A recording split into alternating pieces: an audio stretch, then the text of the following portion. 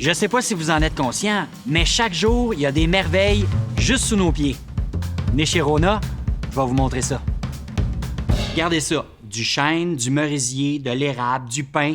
C'est beau, c'est chaleureux, c'est classique. Si vous voulez faire un plancher de salon, de salle à manger ou de chambre à coucher, le bois franc est une option idéale. Il y a plein d'avantages. Le plancher de bois franc, ça augmente la valeur de votre propriété. C'est du solide, à l'épreuve du temps, et ça s'harmonise avec n'importe quel style. Je parie même qu'on va remarquer votre plancher avant vos meubles.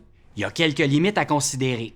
C'est pas un plancher pour le sous-sol qui est plus humide. Aussi, c'est plus complexe à installer que le plancher flottant. Ça tombe bien, Rona a un service d'installation. Je connais pas votre budget, mais le bois en général, c'est quand même dispendieux. On parle de combien?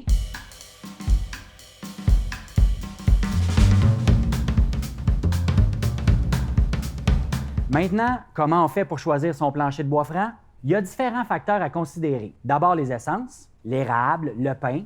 Le plus populaire, c'est le chêne rouge. Très résistant, mais pas au point d'être dur à scier ou à clouer. Ensuite, vous avez les grades. Le grade, c'est la qualité esthétique du bois avant le vernis et la teinture. Il permet de trier les planches en fonction des variations de couleurs et des nœuds. Vous voulez un plancher d'un aspect uniforme? Choisissez un grade plus élevé, comme du select.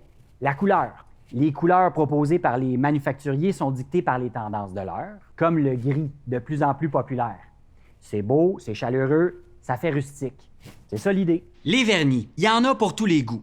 Du bois lustré, c'est beau. Le plancher brille et reflète la lumière. Par contre, les petites égratignures dues à la circulation paraîtront davantage au fil du temps.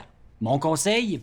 Optez pour un fini mat. En terminant, quelque chose de spécial. Rona a pour vous une option plus économique. Le plancher de bois d'ingénierie. Il est composé de bois franc en surface qui est uni à plusieurs couches de contreplaqué.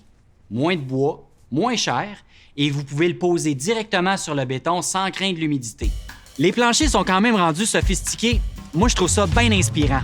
En espérant que ça vous a éclairé, je vous laisse là-dessus et je vous invite à visiter rona.ca dans la section L'Atelier pour de l'info supplémentaire et des vidéos sur tous les types de planchers. Bonne réno!